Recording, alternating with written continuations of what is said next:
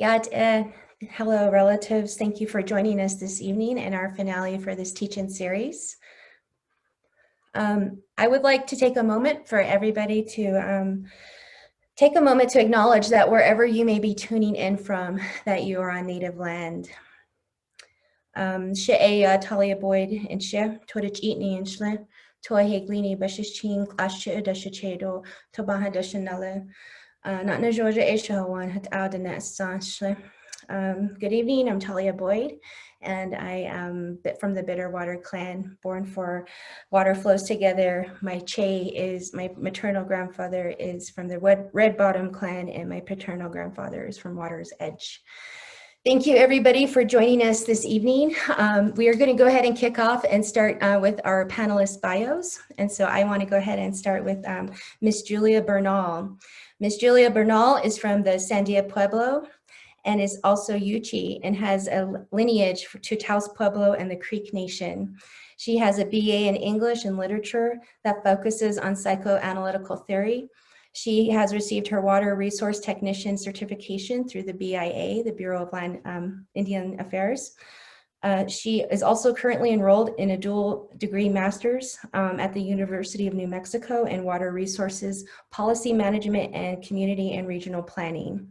She is the Alliance Director for the Pueblo Action Alliance, and she is currently leads the organization's efforts to advocate for the protection of Greater Chaco, which includes carbon pricing, false solutions to climate change, non-renewable energy divestment, and popular education around fracking, produced water, and extractive colonialism. Thank you for joining us, Julia. Okay, Shem, thank you for having me today as well. Absolutely. Next, I would like to introduce Mr. Angelo Baca. Angelo is Navajo and Hopi, and he creates educational and collaborative films. His most recent documentary is titled Shush Jaw, Bear's Ears, and came out in 2016. It was screened at the Margaret Mead Film Festival in New York City and at the Society for Visual Anthropology Film Festival. Angelo obtained his MA from the Native Voices program at the University of Washington, and he was a visiting lecturer in ethnic studies at Brown University, and is completing a PhD in sociocultural anthropology at New York University. He is also the cultural resource coordinator at Utah Dinepikeya, which is a nonprofit organization dedicated to the defense and protection of culturally significant ancestral lands. Thank you for joining us, Angelo. I would also like to introduce Mr. Hank Stevens. Mr. Hank Stevens is Diné and was born and raised in Natsis'ant, also known as Navajo Mountain, San Juan County, Utah, along Lake Powell and the San Juan River. He is the president of Natsis'ant Community, president of the Western Navajo Agency Council, representing 18 Navajo Nation communities, and also a member of the Navajo-Utah Commission in San Juan County. Mr. Stevens is Navajo Nation representative to the Bears Ears Intertribal Coalition and was formerly appointed coalition leader by the Navajo Nation Office of the President and Vice President. Thank you for joining us, Mr. Stevens. Again, I'm so appreciative to all the panelists that we've had throughout this series and for the amazing panelists that have joined us this evening for our finale. Before we get started, I would like to give a little intro to the discussion that we will be having this evening. Our ancestral lands are being desecrated by belligerent looting and vandalism, including reckless recreation and the prospecting of uranium and oil and gas. We Native peoples know we have an inherent responsibility to the natural world and to future generations. Our traditional knowledge systems are deep-rooted and are instilled through regenerative relationships with the natural world that have existed since the beginning, as taught through our cosmologies and epistemologies. Our traditional knowledge systems have been passed down through blood memory and oral history. The interconnectedness shared between the landscape and Native peoples has never been teased apart and is still recognized today through our very identities and lifeways, and through our languages and ceremonies and our sacred landscapes. This evening, we will be discussing public lands updates and opportunities for incorporating Native thinking into ancestral land and tribal preservation. Thank you. So we are going to go ahead and get started with our questions for our panelists. And panelists, all of the questions that we will be asking this evening are for each of you, so feel free to answer for each of these questions. And for this first question, I want to go ahead and ask Mr. Stevens to kick us off. So here's our first question. Mr. Stevens, can you give us the latest news and tell us about what specific actions organizations or individuals can take to support tribal co-management and respectfully build rapport with tribes when tribal resources and time are limited and the pandemic adds an extra hurdle? Thank you.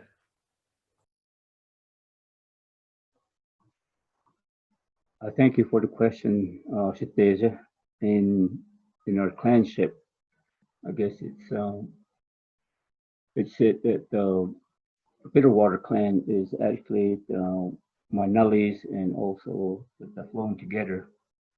The water flowing together is actually your second clan. So since we're here teaching and all that, I think acknowledgement of clanship, in the Navajo culture is very imminent, and it's very important to us to acknowledge each other with that way. So I'm born into I'm actually Batani, the Fallen Arms clan, and I'm also born for the Zuni Edgewater clan. And then my maternal grandparents are actually Ute Salt clan, and my paternal side is actually the Bitterwater clan. So since you're Bitterwater and Manali's are Bitterwater, that makes you Manali, and then also on the Water Flowing Together clan is actually basically the Edgewater clan. So we got a combination of being a Nully and then also a sister. So I just kind of want to acknowledge that, and then thank you for the question. And one of the things that I think what we're doing right now is actually the beginning of how we can actually teach our not just our people, but actually our leaders and actually the outside world on how we can actually introduce or make an introduction to the outside world as to what we perceive or not perceive, but what we understand from our ancestors as to what we mean by preservation and what we mean by preserving our culture. And I kind of want to just shed a little bit of light on this issue because I think it's very important for people to understand that, the indigenous people have actually gone through a lot of tribulations. And when I say tribulation, I'm talking about things like assimilation. We were forced to adopt another society, if you will. Our language was kind of taken away with schools and things of that nature. So when some of our elderlies were younger, were actually taken from their homes and taken into school and school systems that they had no knowledge of. And so through the years, we have actually adopted the new way of life, which we understand now is the Western society. So when this happens, a certain amount of knowledge has been lost because we as indigenous people were actually learners by oral teaching. Or we were taught to sit still and pay attention and to understand what our grandparents or parents were trying to tell us and trying to convey this message, through our upbringing. But now, when we look at the impact that insemination has happened to some of the younger generation, we're actually visual learners now. and we have to open up a book. We have to read a book to understand and learn what we have. So in order for us to pass on some of our teaching, I think we have to do a combination of things. What we're doing now is basically what we're actually teaching the outside world, but we also have to take it back down to a younger generation. Maybe open up certain presentations at the school and start talking to our young people and teaching them some of our teaching, what teaching that we still have left, so we can actually try to reacquaint our younger generation with our ancestral teaching. So, and there's so much of it, and I think it's the responsibility of every leadership that we have at all tribal levels to understand this, to where, not only do we need to do this here at Navajo, but we need to do this across the country, with all tribal nations, all the indigenous people, so that we can start reteaching some of our younger generation as to what we mean by preservation of our culture, and then also the land, and it's something that I hold true, as a coalition member, regardless of what tribe that we might have been called in the past, because some of the things that also has happened is that we've been introduced to boundaries. We have 50 states now. We have counties, numerous amount of counties, and in back in the early days prior to the settlers, we never understood boundaries. We didn't have boundaries. We actually coherently existed, and I sit here and I say, this is my second clan, Zuni Edgewater clan, no ta Ashe. So that kind of tells you that somewhere along the line we coexisted, but it's something that I think that we should do. I kind of like to on the coalition level, I kind of like to bring in an intern, a young intern that I can sit with and mentor and talk to this individual and teach him some of the important aspects of or the fundamentals of what we mean by conservation, so they can understand it and continue to pass all this information down to the next generation. And but I think all of us as leaders need to understand that, and it's kind of like our grandparents used to say, listen to what I'm trying to tell you. I will not be here forever. So kind of going by that concept, we need to start introducing some of these teachings and passing it down, so our younger generation can continue to flourish and kind of regain some of these teachings. Thank you. Thank you, Mr. Stevens. Angelo or Julia, would you like to add to the question that was put on the table?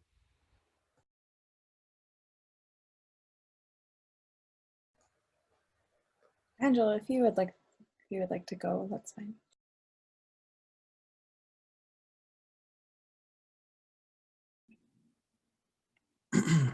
Well, I want to say thank you for inviting me, Talia, and I'm really appreciative of being able to be on this panel with you, find people who already have great knowledge and wisdom and experience. And I just want to say that to add on to that, that when we come to our other than human relatives, besides our own kinship and our own family and our community members, it is kind of the same thing where we understand our own positionality by the people that we relate to. And I feel like that's kind of the same way with our landscapes. We know the plants and the animals and the elements and the medicines and all the food and different places that are special to us in these places. And so I feel like I'm compelled to also share my clans, because that is how we call ourselves into relation to each other as human beings and into the landscape from which we belong. So Angelo Baca Yanisha, that's my name.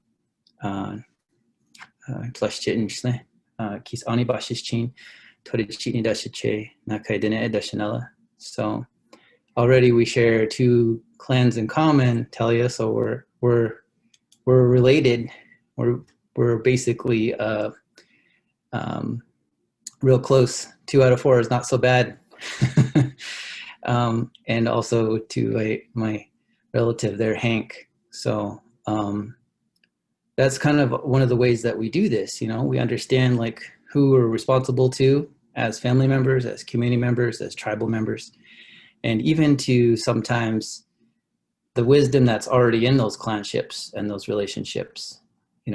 I've heard many things talked about within our clans about where we are, even geographically, where we're from, where our ancestors came from, and where they still return back to. And I've even understood it as like folks are very much into the Colorado Plateau area. And I've understood it from my Hopi side, that my Corn Clan side also comes out of Bears Ears. So on both sides, I'm from Bears Ears, Hopi and Navajo. So I consider that to be a privilege and a responsibility, and also a great strength, because in this time, just like Hank has kind of expressed, we have to do a lot of education within our own communities and across our communities. So now we have like a really unique situation that we've never had before, right? Where there's a coalition of nations protecting the landscape for the Bears Ears, but we're also making new relationships, and we're reviving the old ones, and we're making new connections, new friendships, having these abilities to speak and talk and share new ways. And I think growing up, that wasn't quite as apparent to me, because there was a lot of differences between being Dene and being Hopi or being Pueblo. But now I see that actually as a great bridge, and I can communicate across both of those communities. And I always feel very honored when those communities actually give me good feedback on the work that we're doing. So I try to listen to both of those knowledge systems and both of those teachings and stories and language, and try to practice it as much as I possibly can. So I feel very grateful that I have that strong heritage. My grandmother was very traditional Navajo woman, didn't speak any English, didn't drive, didn't have a phone. She was very old school, and I loved it. I just, I missed that. It's just like Hank is saying, like, I'm going to sit you down, I'm going to talk to you. Like, that's the original lecture hall to me. That's the original professorship, that's the fellowship right there. I always say to even my professors that, my elders, they're my teachers and my professors. And even though I can go to the academy and get a degree, I can spend my entire life with this group of professors and never know everything there is to know. So it's a lifelong process of being able to understand that and then to apply it. So I just wanted to follow that up, because one, we're relatives that day. But two, this is not unlike trying to get people to think about what we're having people open their minds and their hearts to do, which is to call themselves into relation with the rest of human beings and the rest of all of our other relatives that may not be human beings, but are still sharing the same world with us. Thank you, Angelo. I'm going to go ahead and re-ask the question. Some of our audience folks are asking what the question was again. So we'll go ahead and I'll put the question back on the table for Julia to respond to. Can you give us the latest news and tell us what specific actions organizations or individuals can take to support tribal co-management and respectfully build rapport with tribes when tribal resources and time are limited and the pandemic adds an extra hurdle? Thanks, Julia. Yes, thank you. Well, I am here representing Pueblo country, I guess, a little bit more. I appreciate the perspectives thus far, and just in terms of the question that was posed and some of the work that Pueblo Action Alliance has been a part of, within the plateau, of course, we have been really focusing on advocacy for the protection of the greater Chaco region. This place holds very sacred significance to Pueblo people, Hopi and Dene people, Apache people as well. And if folks aren't really familiar with what's going on in that region, it is heavily fracked. The San Juan Basin, which is basically the oil and gas development productivity zone, is one of the more heavily areas for oil and gas development.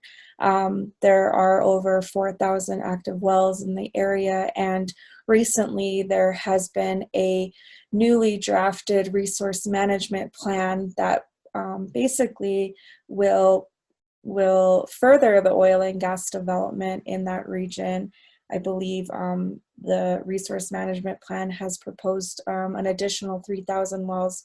And mind you that 92 at this point, 92% of the public lands within this region are already leased out for oil and gas. So, you know, this issue has definitely gained, you know, national attention because across the entire global indigenous struggle, resource exploitation heavily impacts the indigenous frontline communities that have occupied those landscapes since time immemorial, which is why there is an international push for indigenous traditional ecological knowledge to help mitigate the issues that are being basically impacted by climate change, and so therefore we have a climate justice issue on our hands. Then you throw another international pandemic in the mix, you thus see the further disenfranchisement of Dene and Pueblo and other indigenous peoples, and also people of color, mind you. You know, this isn't something new. This is something that has been, you know, perpetuating over time. And so when we're talking about how can organizations or individuals for that matter support tribal initiatives for I guess co-management, was the question, is just there is a international movement actually for land reparations. I'm sure lots of folks have seen the hashtag land back. What does that mean? Well, it means that our lands and our waters and our natural resources really do need to be managed by the original stewards of this land, because like Hank and Angelo were speaking to, you know, we have been sitting and observing how our animal and plant relatives have been interacting with this landscape. Therefore, we have an ancestral and a genetic knowledge base, you know, embodied within each indigenous person to carry out those traditional ecological knowledge practices when it comes to land management, water management, natural resource and cultural resource management. And so there needs to be more support to ensure that land reparations do happen, and Indigenous folks can begin to manage their lands again. We live in a colonial system that is only over, 500 years old, and our people have lived and thrived in these lands for thousands of years. And so we have to look to Indigenous knowledge practices and management practices to undo a lot of what's been done in terms of adverse impacts to the environment. Thank you. Thank you all for those insights. It's absolutely right. You know, there's a lot of times when we talk about traditional knowledge and these different ways of knowing, a lot of times, especially for non-Native folks, they tend to think of it as one way, right? Of a way of putting our knowledge systems, which are so many ways of knowing, and there are boundaries within those knowledge systems, right? That need to be recognized. And so a lot of times when we're talking about policies or legislation that we can utilize when it comes to land protection, those are different frameworks that are foreign for Native peoples, but also, you know, we can't put our knowledge systems into a neat little package and, you know, and ask folks to recognize all of these different ways of knowing. It's always going to miss something, and this is something that our panelists from our first teach-in really highlighted in a beautiful way. And so thank you all for touching on that again, because it's very important that with traditional knowledge, there's many ways of knowing, right? And this is why we have over 500 nations within Turtle Island, and we all have our individual languages, which are all very significant. And I also want to highlight too that you know, I've said this before, and I know a lot of Native people say this, but our land doesn't understand English, right? Our land understands our Indigenous languages. And so this is a part of that. You know, when folks want to come and meet with tribal nations and build that rapport, you know, there needs to be respect for those languages, right? And also some of those culturals. And Native folks were very wary of our traditional knowledge being exploited too. So there's a lot of protocol and etiquette that goes into approaching tribal nations and asking for feedback and input, especially when it comes to traditional knowledge. So I want to flag that for everybody. But thank you all for adding to that specific piece. Let's go ahead and move on to our next question. And let's go ahead and start with Mr. Stevens again. Mr. Stevens, how can allies be sensitive to the fact that tribes are sovereign nations with different knowledges and histories? And this is kind of what I was just talking about, and how some of these histories can sometimes lead to conflict. And as we kind of all know, our tribal nations, you know, we have territories, and there has been historical tension among our tribes. And so these are some of this question kind of goes into that. And so, and for a general example, in working with consultation with a tribe or several tribes, the tribes don't necessarily share compatible goals that can be, and that can be challenging to navigate making land stewardship decisions. How can we overcome those challenges? Thank you.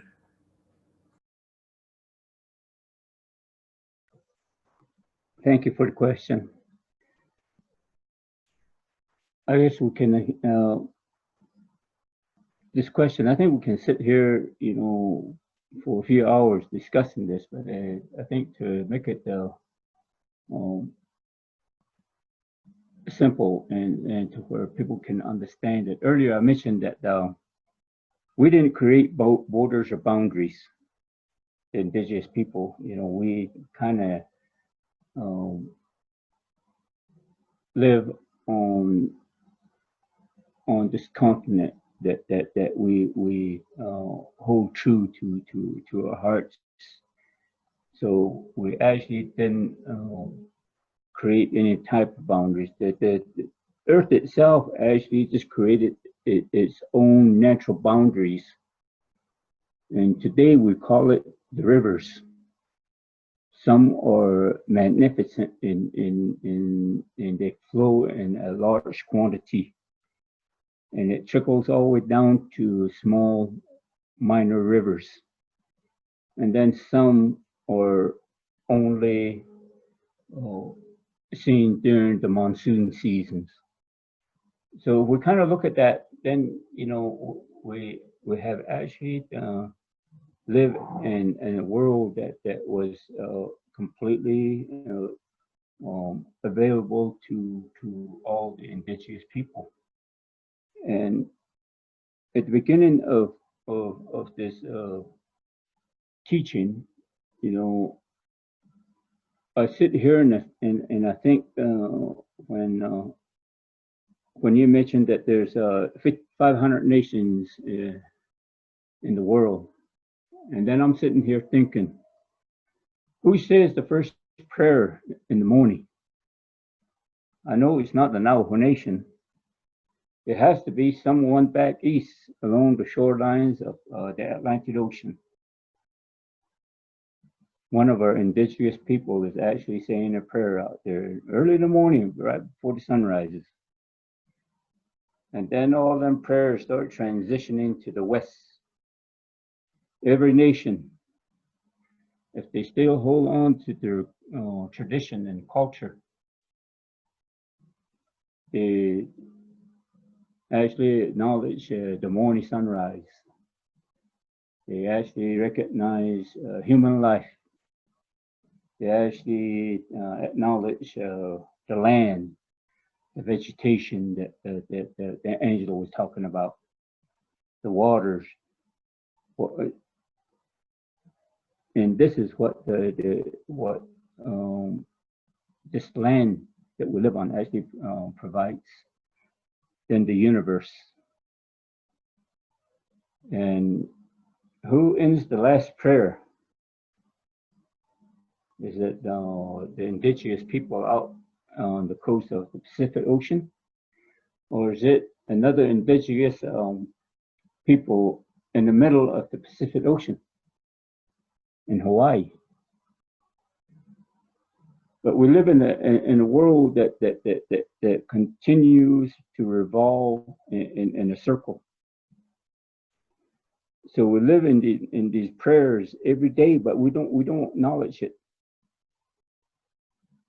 And our ancestors that have actually, even the first human life that was here, that we're trying to protect some of the prayers that they had. And if you kind of look at some of our archaeologists, our anthropologists, you know, they found remnants of ceremonial objects. Those prayers haven't gone away, but we still have not been able to understand this. Those prayers are still binding. They're still floating out there in this air that we breathe. And that's what we're trying to say is that, you know, I see certain situations where people go to a cemetery and try to commemorate their family on the cemetery when their loved ones are actually in the spirit of this air right here. So it's something that I think we have to kind of really sit down and try to think about these things and try to recollect what our ancestors have been teaching us. But on the other hand, the question about creating conflict. And earlier I said that I really don't think we had a lot of conflict. I think it was what the Western has instituted that created boundaries then we have decided to say, this is my land. This is a portion of mine, and even we live in a community that has 2 states. We have Arizona and Utah. We have 3 counties. If you want to throw the Navajo Nation in there, we've got 4 counties. So every time we try to do something here, it's always a conflict of boundaries, or you don't belong in this county, or you don't belong in this state, you belong in the other state. So we try to adjust or adapt to these situations that we have, but realistically, I really don't think there's a conflict between any of our within the coalition. I think we're all on the same platform. We understand what our tribal members want, but at the end of the day, you know, after our discussions, you know, we can discuss something and try to resolve something. But at the end of the day, I think we've come to consensus on our position as a coalition, that we're united. You know, with this Bears International Mine Initiative, and some of the preservations and the land management plan that we're trying to put together is going to solidify this monument to the point where, you know, it's going to happen. And when I say that, you know, all the prayers that are being said, they're still floating out here in the atmosphere. You know, we're talking for people or human beings that can't talk for themselves. We're talking for the vegetation here on Earth that can't talk for themselves. We're talking for the streams and the water that Julia's talking about, the environmental impact situation that we have. You know, we're talking for them, and then we're also talking for the life in the water and in the air, the birds. You know, not only are we affected, but every living thing here on Earth is affected. And what causes this is that, you know, we want to develop, to gain the resources and money, and that continues to be the driving force of some of these industries that come in and want to utilize some of these resources, you know. And there's really no plan or any type of reclamation to restore some of these areas, because once you scar the land, you scar the land. There's no repairing it. And if we kind of look at our own selves, you know, when we actually have an operation or something on our body, you know, we'll always have a scar, and that's the way Mother Earth is. But like I said, I really don't see conflict, you know, and our endeavor to actually talk to one another, and there's always going to be that discussion, and there's always going to be a certain a tone, a voice. But at the end of the day, I think we're all on the same platform. Thank you. Thank you so much, Mr. Stevens. Absolutely. I love everything that you said. Thank you for sharing that with us. You know, the Bears Ears Intertribal Coalition really set the stage for a lot of tribes to really use that model. It's a solid model, and it's a beautiful model. And I think you're absolutely right. This idea of conflict between tribes may be coming from that Western lens, right? I think for Native peoples, yes, we do have our territories, but we've also had acknowledgement and respect for each other, where we and this is something that we talked about in our previous panel. When we entered each other's territories, we entered with prayer, we entered with song, and we entered with good intentions. And so that was traditionally how our nations would interact with each other. And so perhaps this idea of conflict among tribes is something, again, like Mr. Hanks, Mr. Stevens put on the table for us is that it's something that was put on us as Native peoples with these invisible boundaries, right? That we see. Thank you, Mr. Stevens. Angelo or Julia, would you like to add to that?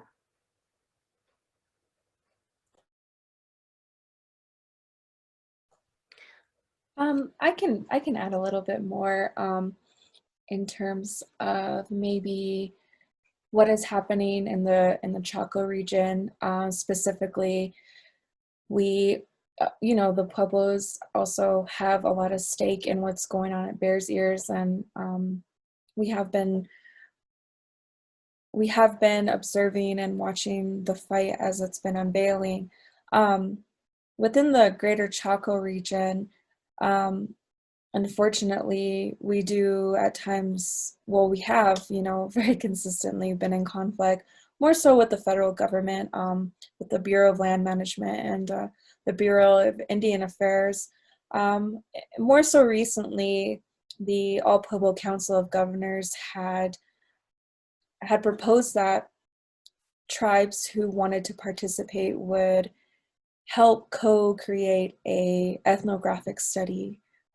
Ethnographic study meaning a study that comes from the perspective of the Pueblo people and their cultural, traditional ties to the landscape, and also to Chaco Canyon as a place, as a sacred place. Unfortunately, the importance of this ethnographic study hasn't been prioritized, or hasn't even really been included by the newly drafted resource management plan that the BLM and BIA offices are really hastily trying to push forward, as the goal and the outcome is to expand oil and gas development. We live in capitalism, and so capitalism as an economic system is infinite gains in the market, and unfortunately it's the resources that are exploited. And we all understand that oil and gas and other natural resources, they are not going to last forever. There isn't an infinite supply of these resources, to whether that's for energy, whether that's for infrastructure. Everything that we have here comes from the natural world, and we have to understand that those resources aren't infinite. So when it comes to sovereign nations, having conflict with other entities because our visions and our perspectives and our worldviews do not match like the white dominant paradigm. We're constantly seeing tribes, and not just here in New Mexico or in Colorado Plateau, but all over the globe, you're seeing tribes literally having to pull their own seats to the table and demand that their sovereignty and right to self-determination be respected. Not just respected, but also mandated. Within federal policy, there are mandated trust relationships that the federal government must have with these sovereign nations, and you rarely see that happening. As tribes continue to advocate for their perspective, their involvement, their co and joint management, be within like these resource management plans, and they're not, because our political agendas are very different, and so this is only dealing with like federal and state lands. You don't always see this happening like on tribal lands where resources are being exploited, because our worldview and our philosophies on how resources are managed is completely different. There is a sense of reciprocity and respect that we have, with our Earth Mother and our water mothers as well. We understand that and respect those living entities as living entities, and not just something to commodify and maximize your profits off of. it's a completely different perspective. And, you know, even when it comes to water, our perspective on water has been completely changed into a market system, which then, you know, therefore you're commodifying the resource, you're changing its role, you're changing its you know, what its original instructions are. And I think that's why we're seeing a lot of imbalance when it comes to climate, and imbalance when it comes to economic justice, social justice, environmental justice. And so the conflict, I do believe, exists, but not necessarily with tribes, so to speak, you know, warring with each other. It's tribes against, you know, the U.S., the United States, the U.S. government. And so that's challenging to navigate. And so, you know, the question was allies, what can allies do? I don't really know how allies are defined in this question, but Indigenous led projects have to be at the center. You know, they have to be, Indigenous people have to be the one leading this fight, because our worldview is different, and there is a definite need for a paradigm shift from, you know, white settler mindsets to back to the resurgence of Indigenous identities. Beautiful. Thank you, Julia. Angelo, do you want to add anything to that? Yeah, I think that's right on what Julia's saying. Also, a great deal of creativity is necessary. I think it's really easy to get stuck into the binary of having just sort of on one end, kind of a Euro-American Western way of looking at the land, which is very compartmentalized and very sterile. It's very detached, I guess. And then on the other end is more of like an Indigenous, more organic, rooted kind of understanding of who you are, where you come from, and how these places are sacred.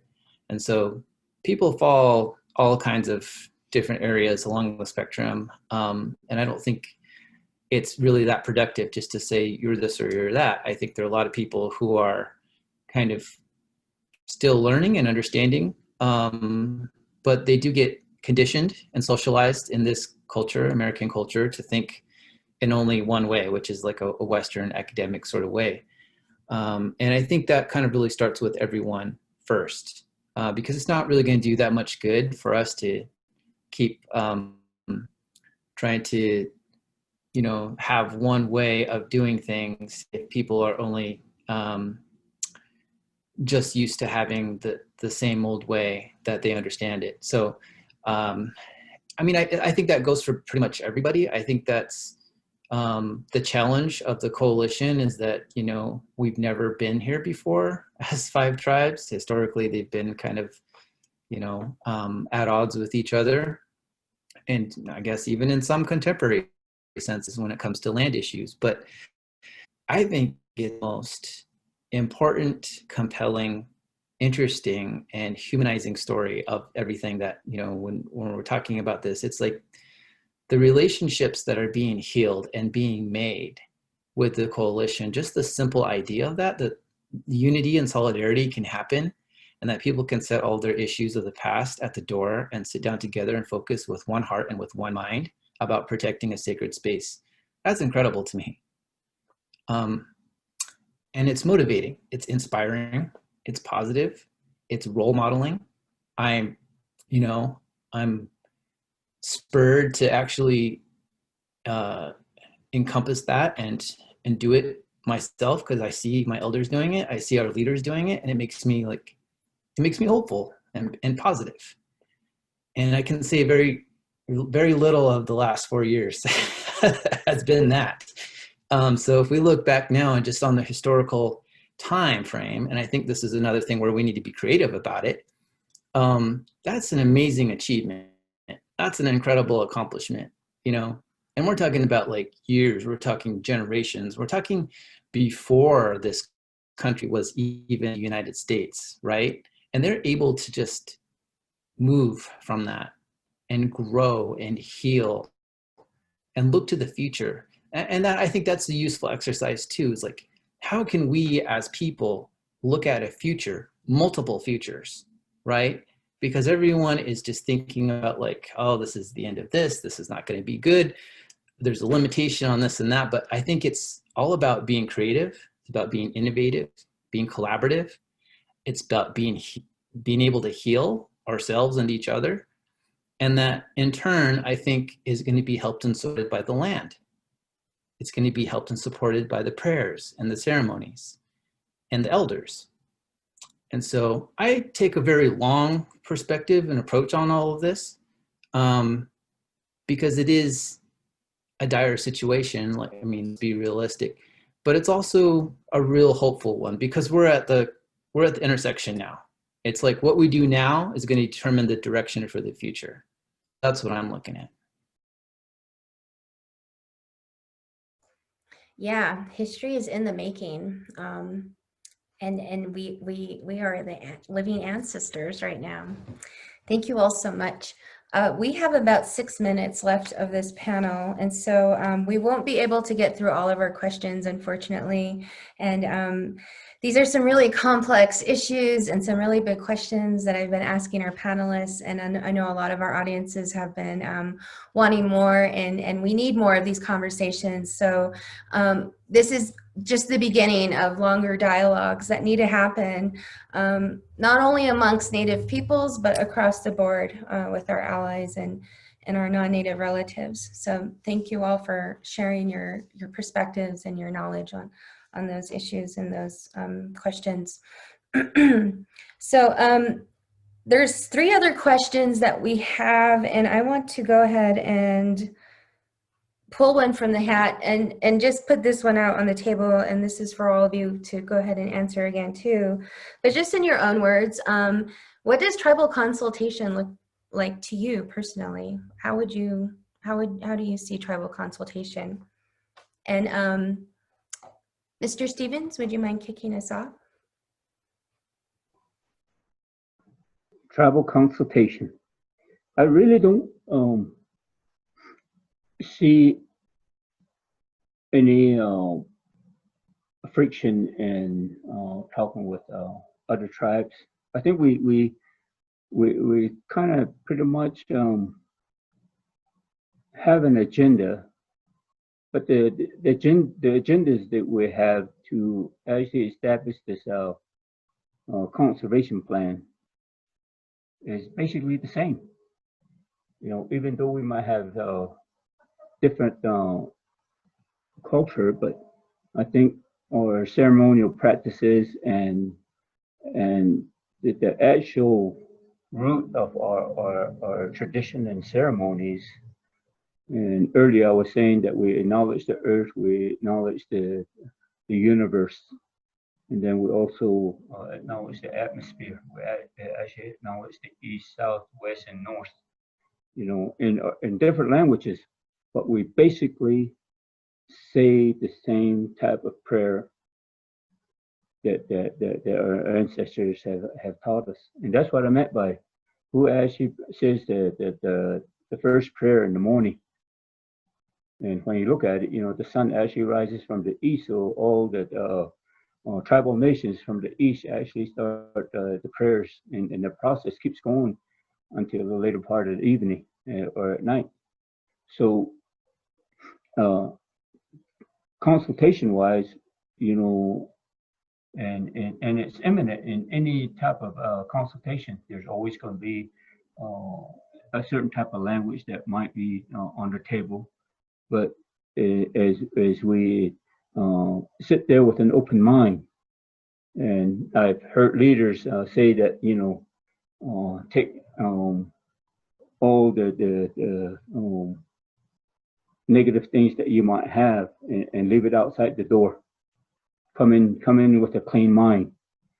Be open to the people that you can be sitting at the table with, and hear them out.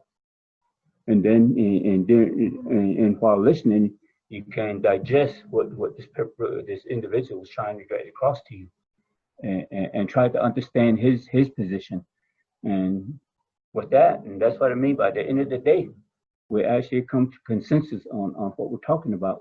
We have the same vision, and actually that's pretty much what our ancestors actually taught us, you know, and especially the same with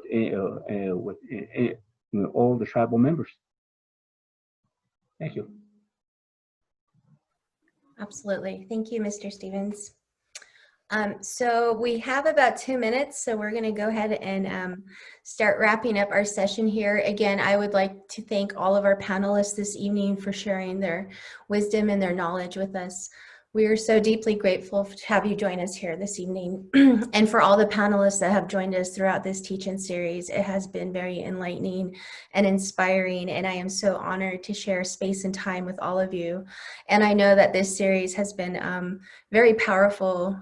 We've been getting great feedback, and a lot of people want more of this, like I said. So again, these are conversations that need to continuously happen within a lot of these different fields that we've been talking about throughout this series. And so before we go, I would just like to read one last thing.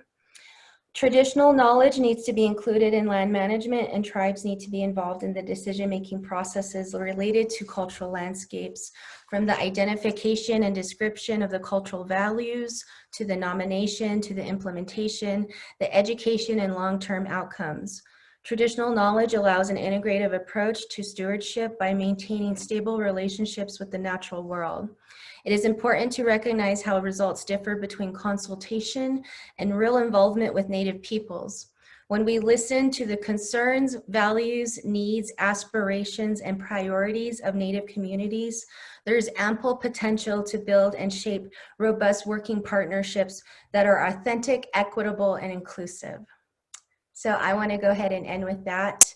And thank you all once again for being a part of this series and making it successful. I am deeply grateful. And I look forward to continuing these conversations throughout all of our time here. And I really encourage everybody to continue having these conversations amongst your own networks. Thank you all from the bottom of my heart. Take care and have a great evening. Thank you. Thank you. Thank you, panelists. Hagoanet.